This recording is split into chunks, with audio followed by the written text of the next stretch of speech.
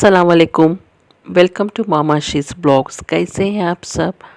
अल्हम्दुलिल्लाह मैं भी ठीक हूँ और उम्मीद है कि आप सब ठीक होंगे और खैरियत से है।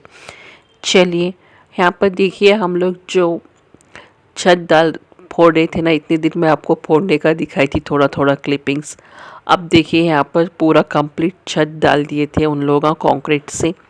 तो पहले वो लोग क्या करे, तो हम लोग बोले थे, फर्स्ट उन्होंने बोला था जस्ट हम लोग कंक्रीट डालेंगे, बट हमारे बाबा बोले नहीं ऐसा नहीं, पहले आप रॉड डाल दो उसके बाद कंक्रीट डालो तो बहुत मजबूत रहेगा ऊपर का छत, नहीं तो फिर वही कहानी हो जाएगी पहले जैसी कहानी। तो इसलिए फिर हम लोग रॉड्स डाल के पूरे बाद में फिर कंक्रीट डाल दिए थे। कंक्रीट आप सबको मालूम है कैसा डालते क्या नहीं। पहले हम लोग 7-7 इंच या 8-8 इंच के रॉड्स भर ली थी पूरे, हमें अब जैसे दिखाई थी ना, और पूरा सुबह से लेकर शाम तक वही हो गया था हमारा पूरा ऊपर का छत करने का। अब देखिए छत तो हो गया था अल्हम्दुलिल्लाह। अब नेक्स्ट में अब क्या है, उन लोगों का पूरा प्लास्टरिंग अभी तक नहीं हुई क्योंकि अभी टंकी बनने वाली है, हमारी बन रही है। मैं अभी इंशाल्लाह आगे के ब्लॉग्स में दिखाऊंगी क्योंकि फिर इसको क्यूरिंग होना था ना थोड़े दिन के लिए। अब देखिए यहाँ पर मैं आपको दिखा रही थी सऊदी के रियाल्स।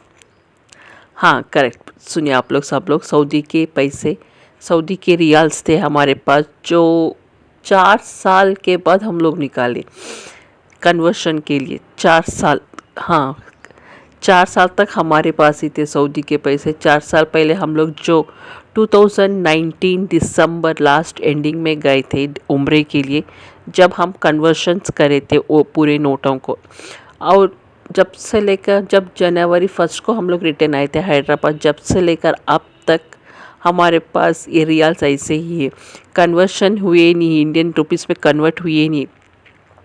उसका रीज़न मैं बताती हूँ क्यों नहीं हुए थे हमारे पैसे कन्वर्शन, क्या हुआ था क्या नहीं। क्यों बोलते, हमारी बड़ी बाजी और उनके हस्बैंड हज को जाने का था, तो इवन मतलब उसी टाइम पे उसी साल में जाने का, विधि ने 4 मंथ्स में जाने का था, तो इसलिए हम लोग कन्वर्शन नहीं करते। उनको काम आ जाएगा, तो उनका ऑलरेडी उनका कवर नंबर आ गया था हज की तरफ से, तो हम लोग उसलिए हम लोग उसको ये नहीं करे थे, क्या बोलते, कन्वर्शन नहीं करे थे। बट क्या बोलते, अल्लाह की मर्ज़ी नहीं थी ये क्या, उन शायद नहीं थी अल्लाह की मर्ज़ी, अभी उनका हज करने का बाद में था होगा शायद, कोरोना आ गया, लॉकडाउन पड़ गया, पूरे ये हो गए, चलो उसलिए तो वो पैसे कन्वर्शन हुए नहीं, ऐसे हमारे पास पड़े हुए थे पूरे रियाल्स, पूरे 500 के, 100 के, 1 रुपी रियाल, 50 रियाल, 20 रियाल, सब कुछ जो हम लोग लेके गए थे ना वैसे ही वापस लेके आए थे, तो वही रियाल्स पूरे थे। हाँ उन लोगों का काम आ जाएगा बोल के हम लोग सोच के रखे थे, बट उन लोगों का हज जाने का हुआ नहीं, नसीब में नहीं था, इंशाल्लाह आगे होगा शायद। और देख लीजिए जो लोग रियाल्स अभी तक नहीं देखे उन लोगों अब देख ले सकते इधर मेरे ब्लॉग्स में रियाल्स कैसे दिखते क्या है। ये देखिए 500 का रियाल है, कैसा दिखता क्या नहीं, इसके ऊपर पूरा मक्का सिटी है 500, और ये है 100 का रियाल, इसके ऊपर पूरा मदीना सिटी है। अल माशाल्लाह। अब देखिए, अब मैं बोल रही हूँ ना कन्वर्शन नहीं हुआ तो इसलिए हमारे पास थे, नहीं तो अब तक नहीं रहते थे। और 5 रियाल्स, क्या बोलते, 5, 10, 20, 1 रुपी, 50 ऐसे थे हमारे पास पूरे रियाल्स। तो वो कन्वर्शन के लिए अभी तक नहीं गए थे, अल्हम्दुलिल्लाह अब कन्वर्ट हो गए पूरे पैसे हमारे, और हमारे पास पैसे भी आ गए। और क्या है मालूम, अब रिपेयरिंग करने के लिए थोड़ा बहुत, घर रिनोवेशन के लिए थोड़ा बहुत पैसे भी खर्चा हो जाते ना, तो इसलिए चलो ये है ना हम लोग यूज़ कर ले सकते।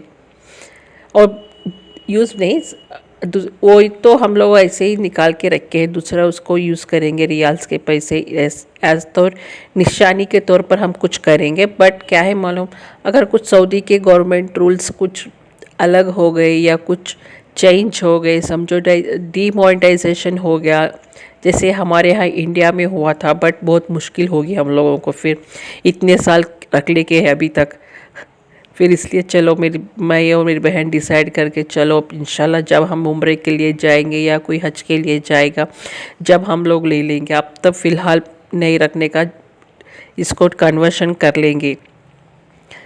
तो चलो मैं पूरे जो इतने थे नियरली 2000 रियाल करीब कुछ था, आप कन्वर्ट आप ही कर लो और समझ लो कितने पैसे आए होंगे हमारे पास। चलो उसके बाद हम लोग क्या है, स्विगी में हम लोग ऑर्डर करे थे मक्के की रोटी सरसों का साग। मुझे बहुत दिन से अरमान थी कि सरसों का साग खाना है, सरसों का साग खाना है, क्योंकि हम साउथ इंडियंस के यहाँ पर सरसों का साग नहीं आता। और मुझे टेस्ट भी करना था सरसों का साग कैसे रहता क्या नहीं, और मुझे खा के भी बनाना है क्योंकि टेस्ट करना है कैसा स्वाद रहता और क्या उसमें। यहाँ पर ऐसा नहीं मिलता, सिर्फ क्या बोलते हैं उसको, इंस्टेंट मिल रहा है कुछ सरसों का साग, डाल लो बघार लो और खा लो टाइप ऐसे कुछ मिल रहा। अब जैसे इंस्टेंट मैगी रहती ना वैसे मिल रहा था, गर्म पानी में डाल लो बना लो वैसे टाइप में मिल रहा था। बट देखिए यहाँ पर मैं खोल रही हूँ क्या ये सरसों का साग जो हम स्विगी में ऑर्डर करते, बट जोमैटो का लेबल आया पता नहीं क्यों मुझे, बट हम लोग ऑर्डर करे थे स्विगी में। साग, मक्के की रोटी, चटनी और सैलड। अल्हम्दुलिल्लाह हम लोग, मुझे ले खाने का था बहुत दिन से। बट अब देखिए अल्लाह जब चाहता जब ही होता है। उससे पहले तो थी अरमान बट वो हो नहीं पा रहा था। कभी कुछ घर में कुछ बना लेते थे, कभी कुछ कोई आ जाता था या कभी हम भूल जाते थे, ऐसा होता था। चलो मैं आपको इसकी ओपनिंग दिखा रही हूँ स्विगी का। मुझे सरसों के साग का मुझे टेस्ट और क्या इसमें रहता क्या नहीं, और उसका टेस्ट कुछ अलग रहता क्या या नॉर्मल साग के जैसे ही रहता। बट नॉर्मल ही है, बट पहले हम लोग नमक कम खाते, ऊपर से अभी नहीं था तो पता नहीं दूसरों लोगों को क्या दिखाऊंगा, नमक ही नहीं रहता मेरे ख्याल से। चलो अब हम लोग ऑर्डर करे थे क्या सरसों का साग, उसके साथ कॉमन 2 रोटी मक्के की थी, फिर एक एक्स्ट्रा रोटी हम लोग ऐड कर लिए थे और गरम करके खा लिए थे भी रोटी और सरसों का साग। बट रेटिंग्स के हिसाब से मैं आउट ऑफ 10 5 दूँगी इसको, कुछ भी ज़्यादा नहीं है क्योंकि मुझे उतना खास पसंद नहीं है। अगर कोई नॉर्थ इंडियंस है तो प्लीज़ मुझे कमेंट में बताइए, तीखा रहता नहीं, जस्ट उतना ही।